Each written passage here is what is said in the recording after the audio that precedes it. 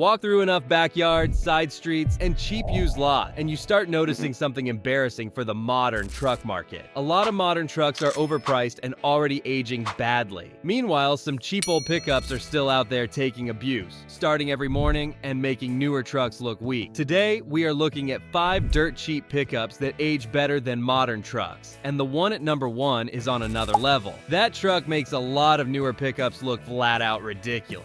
Number 5. Nissan Frontier. By 2011, Nissan was still giving buyers a 4.0-liter naturally aspirated V6, making 261 horsepower and 281 pound-feet, and that mattered. It matters because this truck never had to pretend to be something it wasn't. No tiny boosted engine trying to drag a pickup around. No complicated personality. No fake future of trucks nonsense. Just a basic mid-size truck with enough motor to do truck things without feeling strained every time you merge, tow, or load the bed. That alone is one of the biggest reasons it ages better than a lot of newer trucks. But I would not talk about the Frontier lazily. I would not say, yeah, just buy any old Frontier. That is how people get burned. The smart play is 2011 to 2012, because the earlier 2005 to 2010 trucks are the years that got hammered by the radiator/transmission cooler contamination issue. That problem was serious enough to end in a class action settlement, and it is still the first thing anybody with real truck knowledge brings up when those older Frontiers come up. That is exactly why I like the later years more for this video. You keep the old school feel, the big V6, the honest truck layout, and you sidestep the stain that damaged the earlier years. And this is where the Frontier starts making modern mid-size trucks look a little stupid. A lot of newer trucks feel impressive in the first 20 minutes. Bigger screens, more drive modes, more gadgets, more layers between you and the machine. Then the miles stack up and suddenly all that progress starts looking expensive. The Frontier never leaned on that kind of trick. It was old even when it was new, and in trucks that is not always a weakness. Sometimes it is exactly why they hold up. That 4.0 V6 was part of the same basic no-nonsense thinking Nissan used in the Xterra, and there is a reason truck people still respect that era. It felt mechanical. It felt direct. It felt like something you could actually keep. I have seen this happen in real buying conversation. A guy starts out looking at newer mid-sized trucks because he thinks newer automatically means better. Then he starts adding up the price, the complexity, the long-term doubt, and eventually he circles back to something like a Frontier and realizes the older truck is making more sense than the new one. That is what this video is really about. Not some romantic old trucks are always better fantasy. It is about certain old trucks aging well because they were built around fewer failure points and more honest hardware. The Frontier fits that perfectly. Cars.com gives the 2011 Frontier a 4.7 out of 5 consumer rating, with 98% of owners saying they would recommend it, and that lines up with the truck's real reputation. Not glamorous, not cult-like, just solid. And the price still makes sense. That is another reason it belongs here. You can still find 2011 Frontiers in that roughly $7,000 to low $13,000 zone depending on miles and condition, which is exactly the kind of money that keeps this truck honest. It is not so cheap that every example is junk, and it is not so inflated that you start feeling like you are paying collector tax for basic transportation. That is a sweet spot a lot of newer mid-sized trucks do not hit anymore. That is why the Frontier lands at number 5. Big naturally aspirated V6, real truck feel, sensible money, and later years that avoid the ugliest trap of the earlier truck. It does not need hype. It just needs a buyer who understands why simple usually ages better. Number 4. Chevrolet Silverado 1500 GMT 800, 1999 to 2006, best with the 4.8 or 5.3. The GMT 800 Silverado is on this list because it still feels like a truck first and a product second. That is the whole point. This is what Chevrolet was building before half-tons turned into rolling apartments with 10-speed transmissions, giant screens, and enough electronic nonsense to make a simple repair feel like an IT appointment.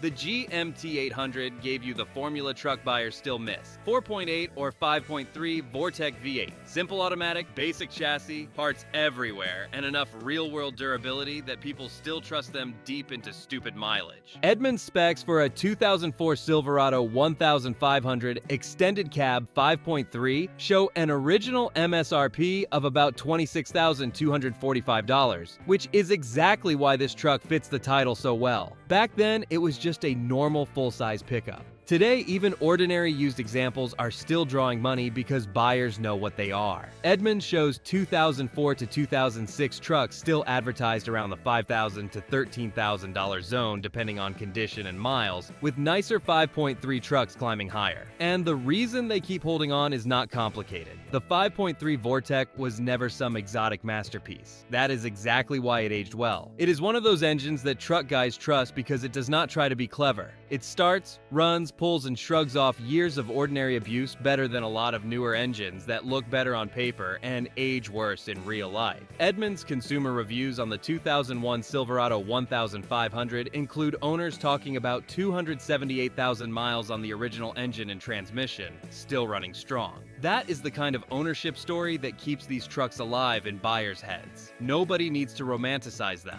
The proof is all over the road. What I also like about the GMT 800 is that it still lives in that sweet spot between old and too old. This is not some square-body nostalgia purchase where half the appeal is emotional. These trucks still make sense as trucks. You can find parts everywhere. Every independent shop in America knows them. And they have not gotten so inflated that the whole thing turns stupid. That matters because a lot of old Toyotas and some niche trucks have already crossed into I know it's good, but I'm not paying that territory. The GMT 800 usually hasn't. A decent one still feels like a truck you can buy, use, fix, and not lose your mind over. The other reason it ages better than a lot of modern trucks is size and honesty. A current full-size pickup can be absurdly expensive, bloated, and overcomplicated. The GMT 800 still feels like a half-ton people were meant to live with. Big enough to work, simple enough to understand, and not so enormous that every parking lot becomes a negotiation.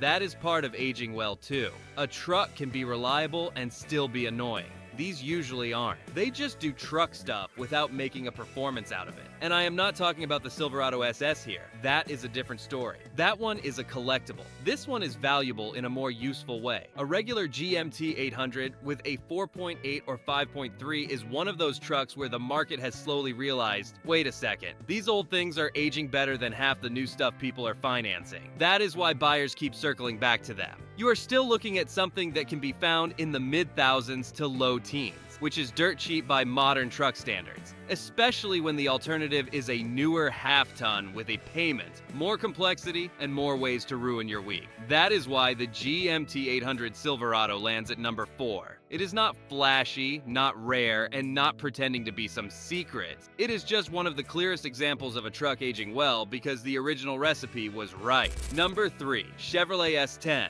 1998 to 2004, best with the 4.3 V6. The S10 was small, light, easy to work on, and in the right version, genuinely tough. The version that matters here is the 4.3-liter V6.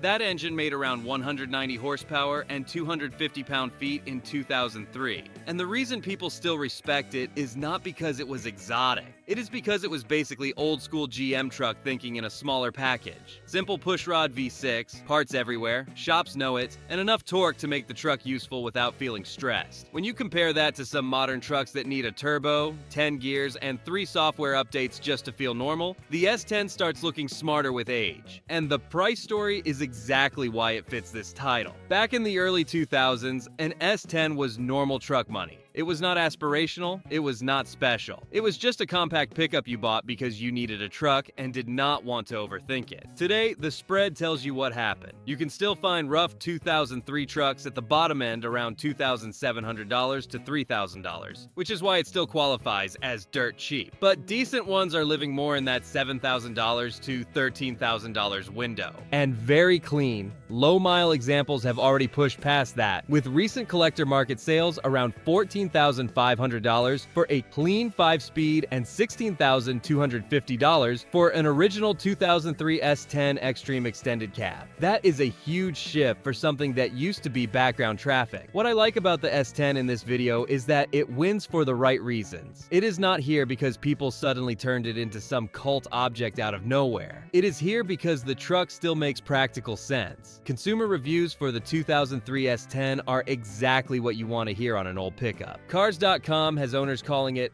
very reliable and durable, while Edmunds shows the 2003 sitting at 4.3 out of 5 from consumers. And KBB reviews say things like, performance is solid and reliable. That is the real story. People buy these, use them, and keep saying the same thing. It is basic, it works, and it holds together if you do not neglect it. Now, I would not be lazy with this one. I would not just say, go buy any S10. The whole point of this channel is being more precise than that. The 4.3 V6 is the move. If you want the old truck formula that actually ages well, that is the engine you want to talk about. The 4-cylinder trucks can be fine, but they do not hit with the same authority in a video like this because the 4.3 is the version truck guys actually remember as the durable one. It is also the version that makes the S10 feel like more than just a tiny pickup. And if you stumble onto an Extreme or a clean ZR2, now you are talking about trucks people notice a little faster because they have some identity on top of the durability. That is where prices start separating hard. That is why the S10 lands at number 3. It is cheap enough to still feel like a smart old truck buy, simple enough to age well, and proven enough that owners keep saying the same thing 20 years later. These little trucks just keep hanging on.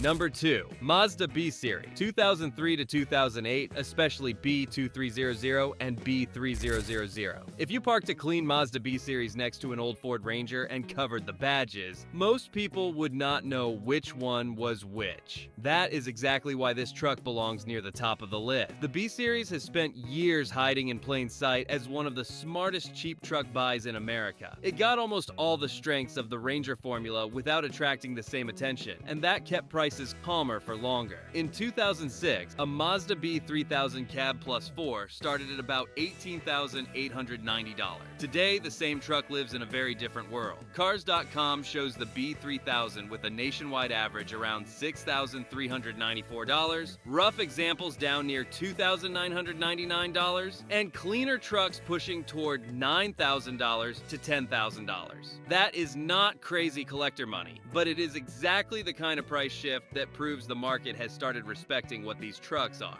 And what they are is simple, old-school compact pickups built before the segment lost its mind. The B2300 gives you the basic 4-cylinder route. The B3000 gives you the more useful V6 option without making the truck feel bloated or overcomplicated. These things still fit in garages, still feel light on their feet, and still make sense for people who actually want a truck they can use without turning every repair into a computer diagnosis. That is a huge part of aging well. A lot of modern trucks are more impressive for the first 15 minutes. The B Series is better at the part that matters later, living with it, fixing it, and not resenting it. I have seen the exact kind of buyer this truck works on. He starts out shopping Rangers because that is the famous name. He wants something small, honest, and durable. Then he realizes the Mazda is sitting right there with almost the same bones, almost the same experience, and often less hype wrapped around it. That is when the smart buyer light switches on. Because once you understand that the B Series is basically a quieter backdoor into the same old compact truck formula, it starts looking like one of the best loopholes left in the used market. The nice thing about this truck is that it does not need some giant collector narrative to make sense. It is not on this list because it is a unicorn. It is on this list because it stayed useful while the market spent years ignoring it. Even Edmunds' review page for the 2006 B Series has owner feedback comparing it favorably to other trucks and talking about reliability and day-to-day utility. And Cars.com gives the 2003 Mazda B3000 a 4.5 out of 5 reliability rating from consumers. That lines up perfectly with how these trucks have aged in the real world. Basic, durable, and a lot harder to kill than people expected from a truck wearing a Mazda badge. And that badge matters more than people think. If this exact truck had spent its whole life with a Ford oval on the grille, the market would have talked itself into valuing it higher by now. But because it says Mazda, it flew under the radar.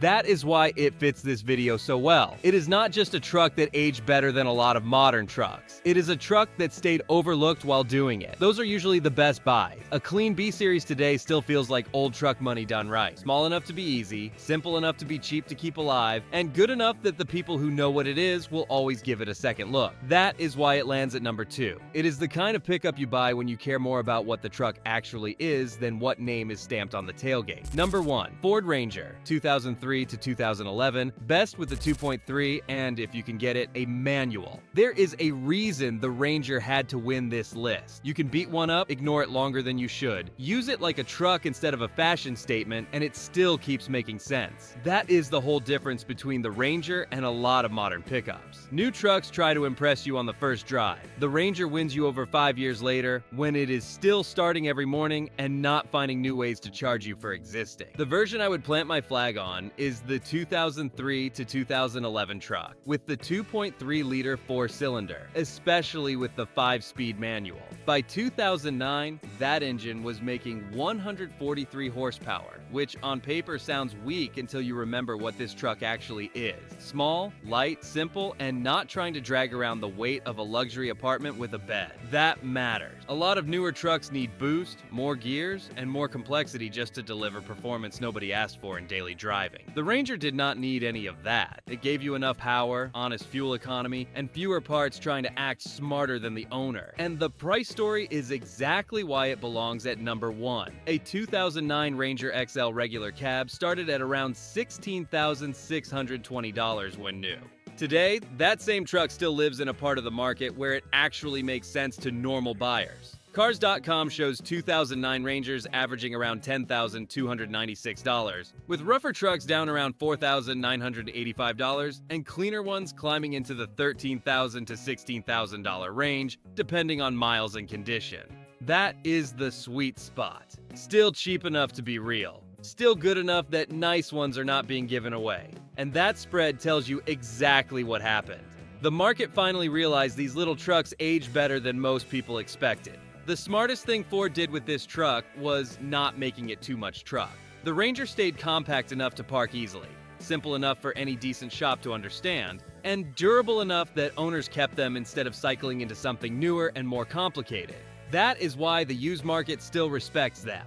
Cars.com gives the 2003 Ranger a 4.6 out of 5 reliability rating, and the 2009 Ranger sits at 4.7 out of 5, with owners repeatedly talking about durability, low running costs, and the truck just doing what it is supposed to do. That is exactly what you want to hear in a video like this. Not hype, not fantasy. Real owner feedback saying the same thing over and over. This truck lasts. I have seen people make the same mistake with Rangers for years. They assume a 4-cylinder old compact pickup must be too basic or too slow to matter. Then they look around at the modern truck market and realize the alternative is often a much bigger payment. More complexity, worse visibility, more electronic junk, and a whole lot more truck than they actually need. That is when the Ranger starts looking brilliant. It is one of the few old pickups that still feels like a usable answer instead of just a nostalgic one. And unlike some other trucks on this list, the Ranger is not depending on rarity, a special edition, or diesel mystique. It wins on formula alone. Small truck, proven engine, simple transmission, cheap parts, easy ownership. That is why it aged better than so many modern trucks that look more advanced when they were new. Ford kept the recipe so basic that time ended up helping it. That is why the Ranger is number 1. Not because it is flashy, not because it is collectible, because it is the cleanest example of an old pickup beating modern trucks at the thing that actually matters most. Staying useful, staying affordable, and staying alive without turning ownership into a chore.